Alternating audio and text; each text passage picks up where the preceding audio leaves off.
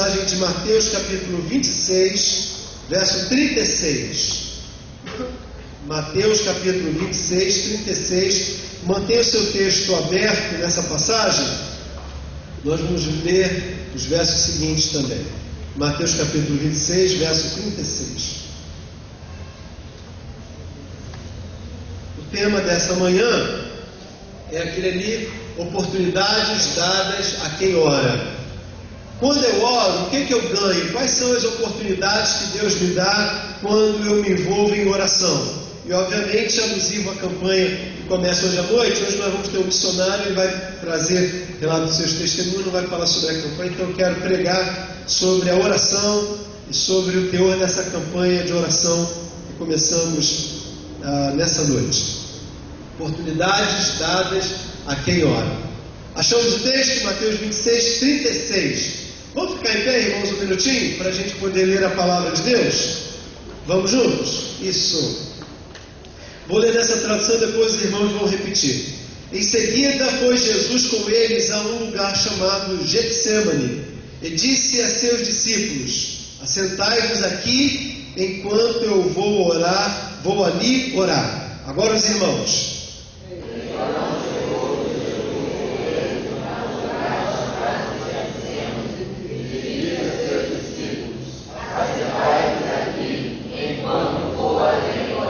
Muito bem, podem sentar. Os irmãos estão lembrados que cenário é esse aqui? Lembra, Lucas? O que está acontecendo nessa passagem? A cara parece que lembra, né? E aí, pode escrever alguma coisa nesse texto? Jesus vai orar. Era que momento da sua vida, irmãos? Antecedia a crucificação de Cristo. E aí ele vai e volta. Quando ele volta, encontra seus amigos dormindo, né? Em berços esplêndidos, né? E aí os acorda, vai orar, quando volta de novo, e aí logo em seguida tem um desafio, ele chora, lágrimas de sangue, devido à intensidade da decisão que ele vai tomar, e aí depois, logo em seguida, chega aquele que traz o beijo da traição, lembra? Isso aí. E aí depois do beijo vem a sua prisão, e toda a sua agonia até o Calvário, até a sua ressurreição. Eu chamo esse texto, irmãos, pode parecer meio que incoerente, mas como o culto de oração mais poderoso da história da igreja. Pode parecer que tudo deu errado nesse culto de oração. Olha, meus irmãos, a frequência era baixa, a assistência era desativada, né? Não tinha público, não tinha farol, não tinha nada, música especial, nada estava ali aparentando ser um culto de oração poderoso. Mas, meus irmãos, com toda certeza, se não foi o mais poderoso, foi o mais importante da história da igreja cristã, por uma razão única. Jesus está se preparando para a derradeira decisão da sua vida. E ela era tão importante que, enquanto homem, ele titubeou, pensou duas vezes: Pai, será que é preciso, Senhor? É tão importante assim? Porque ele tinha o seu lado humano também, 100% humano, 100% divino também. Mas, meus irmãos, naquela hora de tanta agonia, de tanta decisão, de tanta importância, ele escolhe 3 amigos, Pedro, Tiago e João, para aquela hora singular. E por que a oração, a campanha que nós começamos a partir do culto dessa noite e até o final de completarmos os nossos 100 dias, por que ele é importante? Qual o impacto que poderá causar na minha vida, na vida da minha família, da minha igreja? Eu posso dizer com convicção, irmãos, na história deste país. Meus irmãos, são oportunidades que nós não podemos abrir mão. Eu não estou convidando você a comprar um livrinho de R$5. Estou convidando você a ter as oportunidades que nós veremos nesse momento. A primeira delas está relacionada ao fato... verdade, Aí, eu estou aprendendo a usar isso aqui. O nosso comercial, o Sandro me emprestou, poderoso. E acho que vai ajudar a gente mesmo. A primeira razão, porque essa campanha, ela pode ser revolucionária na nossa vida e trazer repercussão em todo o nosso país, é porque quando eu me engajo nela, eu tenho a oportunidade de ficar com Jesus e de velar com Jesus. Se você tem o seu texto aberto aí, mantenha o texto aberto, por favor. Mateus capítulo 26, agora o versículo 38 diz, vou ler o 37 e 38. Levando consigo a Pedro e aos dois filhos de Zebedeu, começou a entristecer-se e a se angustiar. Então lhes disse, a minha alma está profundamente triste até a morte, ficai aqui e vigiai comigo. Olha que privilégio, irmãos. Aqueles 3 amigos, eles são selecionados a dedos. Meus irmãos, se você tem um coração predisposto a passar 100 dias de oração, você pode acreditar que você não é qualquer pessoa, não. Deus selecionou você, escolheu você, a dedo também, para estar com Jesus nesses 100 dias. A cada momento que você dobrar o seu joelho, ler aquela meditação, fazer aquelas orações, você vai estar se associando ao exército de todo o Brasil. Como os irmãos sabem, eu fui ao Maranhão essa semana e fui visitar no domingo à noite. A internet estava falhando lá na casa da minha irmã, não pude assistir o culto aqui como desejava, assisti o Ana Alzira ao vivo, etc. Mas então eu fui na igreja do meu sobrinho, uma igreja de uns 100 membros mais ou menos, de São Luís, igreja Batista Quatraque, o nome feito, é o nome do lugar, né? Mas uma igreja pequenininha, mas avivada, fervorosa, uma igreja muito, muito gostosa de comungar com aqueles irmãos. O que eles estavam divulgando lá? Estavam se preparando, se motivando, porque no dia 22, ou seja, hoje, eles iam começar a campanha de oração de 100 dias. Meus irmãos, em todo o Brasil, grande parte do Brasil Batista, nós quando dobrarmos o nosso joelho, vão ter outros irmãos conosco também. E esse chamamento que Deus está fazendo, particular para aqueles 3 amigos, é como que um convite individualizado para que eu possa ficar com Jesus e velar com Jesus pelo alvo do avivamento no Brasil e conversões, avivamento na vida espiritual, na obra missionária e conversões em todo o Brasil. O texto que Jesus nos diz, ele permanentemente nos ensina sobre isso. A passagem de Mateus capítulo 6, vamos ler juntos? Vamos ler ali juntos? Mas tu, quando orares, entra no teu quarto e fechando a porta, ora teu Pai que está em secreto, e teu Pai que vem em secreto te recompensará. Olha que chamado, irmãos, é para estar separado com Jesus, é para estar junto de Jesus, é para estar no momento decisivo da nossa nação, para a minha vida, para a minha família, para a minha igreja, para o ministério missionário em todo o Brasil e para a conversão de milhares de pessoas. Quando a gente chegar na eternidade, nós vamos encontrar pessoas que vão dizer assim, eu me converti no período em que as igrejas batistas se reuniram para orar por 100 dias. Eu nem conheço a pessoa, mas vai ter sido a minha oração que vai ter gerado aquela vida na eternidade. Meus irmãos, é em secreto, é em intimidade, em profunda comunhão que Ele me permite. E quando eu dobrar os meus joelhos, eu vou estar não meramente como uma pessoa próxima, eu vou estar com Jesus, em intimidade com Jesus. Aqueles discípulos tiveram uma grande oportunidade de ficar com Jesus, de velar com Jesus. O que quer dizer essa palavra velar, irmãos? Alguém pode nos ajudar? Velar, vigiar e orar, velar com Jesus. Velar com Jesus é sofrer, é estar junto, é acompanhar. Aqueles amigos foram chamados para dar uma força, para sustentar Jesus naquela hora.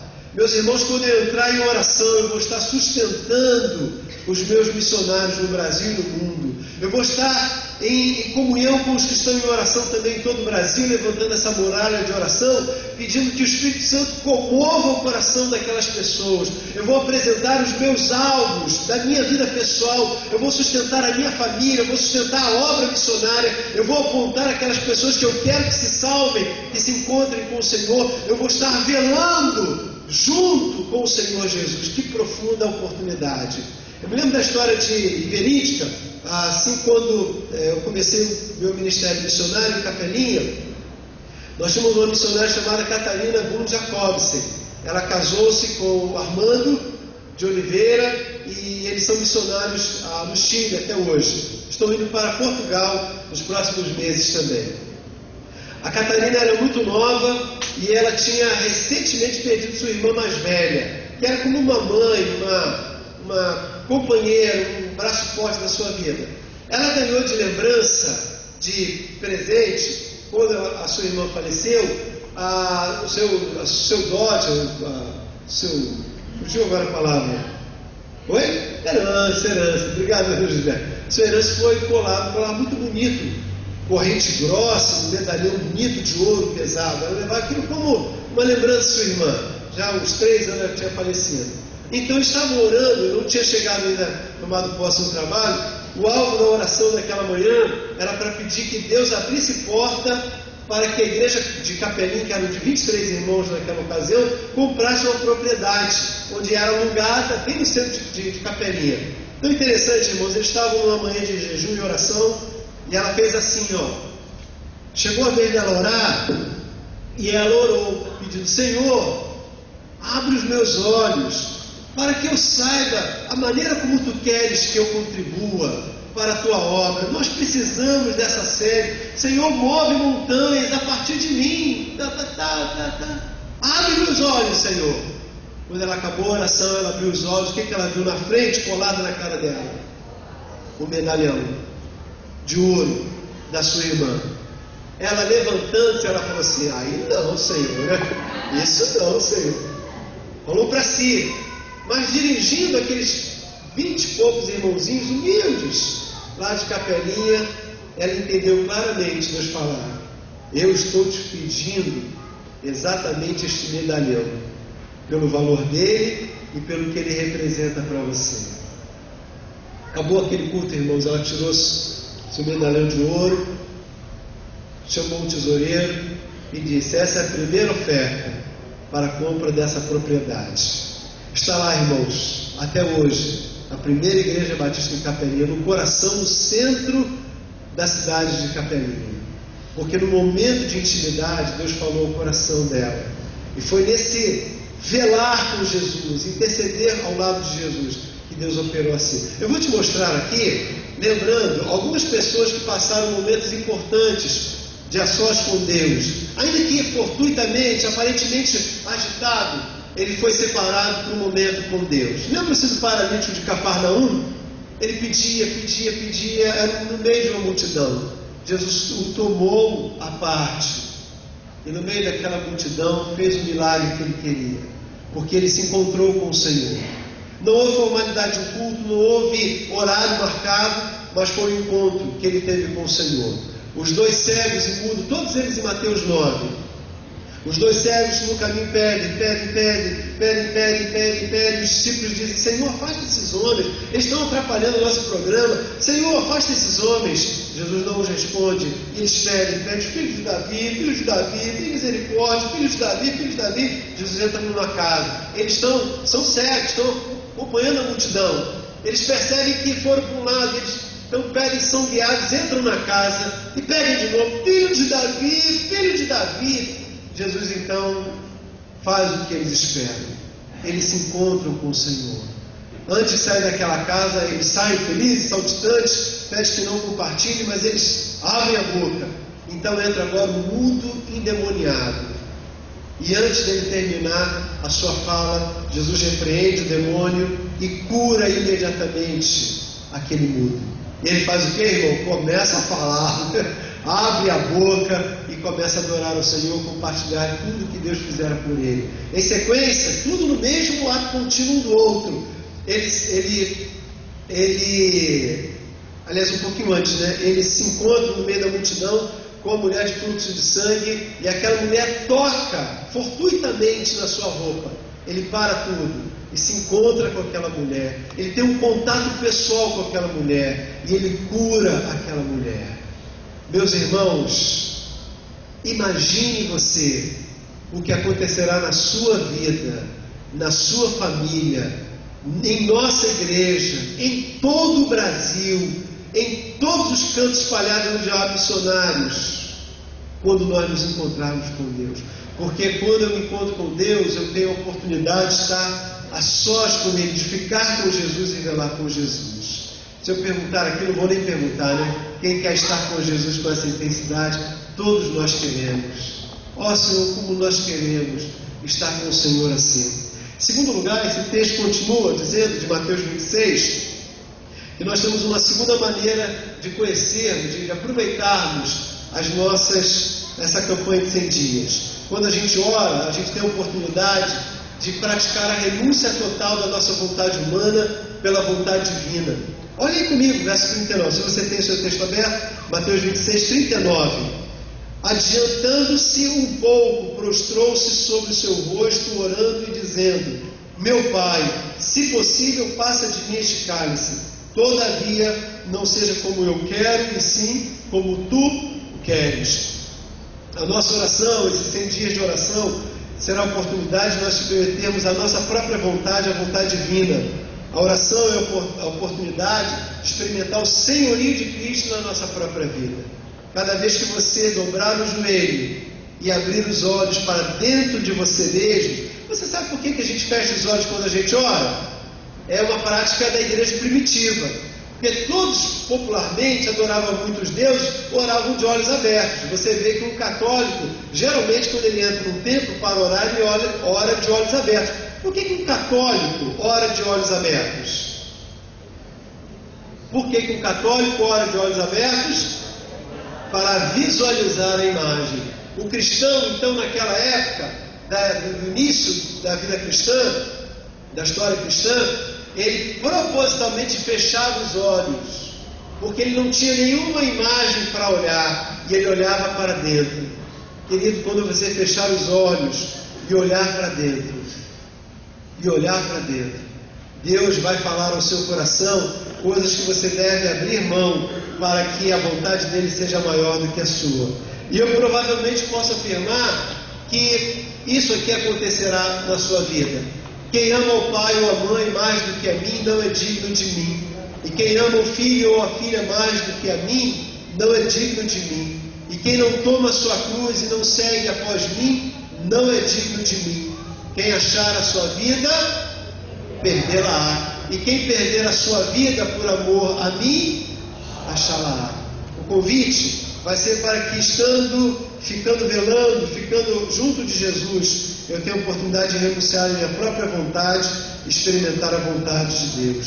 Romanos diz isso com muita propriedade, capítulo 12, verso 2, de nós experimentarmos qual seja a boa, perfeita e agradável vontade de Deus. Esse será um tempo, irmãos, de nós experimentarmos o poder de Deus e o crucificar da nossa vontade para experimentarmos a vontade do Pai. Terceiro e último lugar, essa também é uma oportunidade para nós vigiarmos e orarmos junto com Jesus. Quando você passar trilhar esse caminho de 100 dias de oração e vigília, nós vamos ter a oportunidade de vivenciar o verso 40 e 41. E voltando para os discípulos, achou-os dormindo. Disse a Pedro: então nenhuma hora pudestes vós vigiar comigo? Vamos ler o 41 juntos, irmãos? Vigiai e orai, para que não entreis em tentação. O espírito, na verdade, está pronto, mas a carne é fraca. Aqui está a dica, irmãos, porque adoecemos, não fisicamente, mas espiritualmente. A mídia evangélica tem dito por todos os cantos que se você é crente, você não adoece. Se você é crente consagrado, não fica sem dinheiro, você não é a cauda, você é a cabeça, essas bobagens, essas heresias. Tanto é que Jesus sofreu e morreu. Comprovadamente, no terceiro dia foi que ele ressuscitou, porque ele estava morto. Paulo e tantos outros exemplos bíblicos. Nós sofremos, nós padecemos sim, faz parte da nossa caminhada. Mas, meus irmãos, o texto está dizendo de uma experiência singular que a gente pode ter, que é experimentar a cura, e essa cura Deus quer nos dar para a nossa vida espiritual. Isso a gente pode dizer que é com toda certeza. Ele quer que todos tenham vida plena e abundante. Não está dizendo de vida plena na ausência de saúde. Isso acontecerá. Vida plena na ausência de dinheiro, na realidade dos problemas. Mas, meus irmãos, na nossa vida espiritual, Ele quer lhe dar vida plena sempre. O problema é que por muitas vezes nós adormecemos. E porque adormecemos, nós adoecemos. Eis a razão, então, da afirmação de Paulo dizer, do texto bíblico dizer, que a falta da disciplina da oração faz com que muitos sejam encontrados adormecidos, dormindo e como resultado caiam na tentação. Essa campanha me dará a oportunidade de vigiar. Vigiar em que áreas? Algumas delas. Primeiramente, vigiar a minha própria vida e a minha família. Eu estava brincando aqui na classe de manhã, de novos membros, eu estava dizendo que a gente tem que vigiar, mas não o outro, né? Vigiar o irmão, isso não é de Deus não, mas tem que vigiar a nossa própria vida, porque a gente cochila e abre brecha brincando. Eu tenho me admirado como o Facebook, o Orkut, o Twitter, os meios de comunicação sociais nos permite a gente se revelar quem nós somos. E eu tenho ficado assim admirado de conhecer minhas ovelhas, o oculto das minhas ovelhas. Quem não acessa o Facebook talvez não entenda, mas quando você tem uma página, tudo que outro que você adicionou publica, vem obrigatoriamente para a sua página. E aí você vê o que a pessoa pensa, comenta, brinca. E meus irmãos, às vezes é de admirar. Quando a gente, por exemplo, vai jogar bola com os nossos irmãos, também às vezes é de admirar. Por uma razão simples, sabe por quê? Principalmente os homens, mulheres agora jogam bola também, né? Quando nós começamos a jogar bola, aquilo vai entrando na gente, a gente corre atrás da bola, corre atrás da bola. Daqui a pouco, irmãos, a gente faz uma catarse e solta quem de verdade nós somos. A gente esquece que tem um conjunto, uma pleia de pessoas nos vendo. E aí os versículos bíblicos saem, não é verdade? Não é assim que o versículo bíblico, a expressão de amor, pá, né? Sai, e outras coisas mais saem também. E a gente, sem perceber, está expondo quem na verdade nós somos. Meus irmãos, a gente tem que vigiar. O convite a vigiar é estar sempre junto, em atenção com o Senhor. Jesus ora, ele está fraco, precisa de ajuda, ele volta-se e encontra os discípulos dormindo. E nesse versículo 40 ele diz: caramba, puxa vida, hein? Deve ter botado a mão na cadeira e fala assim, batido o pé, brincadeira, nenhuma horinha só, vocês podem ficar comigo. Meus irmãos, ele está chamando a mim e a você a passarmos 100 dias com ele, vigiando, orando, sem abrir brecha, porque diz o texto que o espírito é voluntarioso para fazer, mas a carne é o que, irmãos? É fraca, por isso devemos vigiar. E se eu tenho a graça de Deus, eu vou vigiar minha própria vida e minha família. Eu vou vigiar, orar, sustentar os meus líderes e liderados. Eu vou interceder pelos meus missionários. Eu vou orar pelos meus contatos pessoais perdidos sem Cristo Jesus. Traga à sua mente, a gente já fez isso várias vezes anteriormente, mas traga à sua mente 3 nomes de pessoas não crentes. Você vai diariamente orar por essas pessoas. Você vai orar pelo Brasil e pelas nações sem Cristo. Você vai ser um homem, uma mulher de Deus global. Você vai colocar-se diante do Senhor para buscar a graça do Senhor, porque você tem oportunidades singulares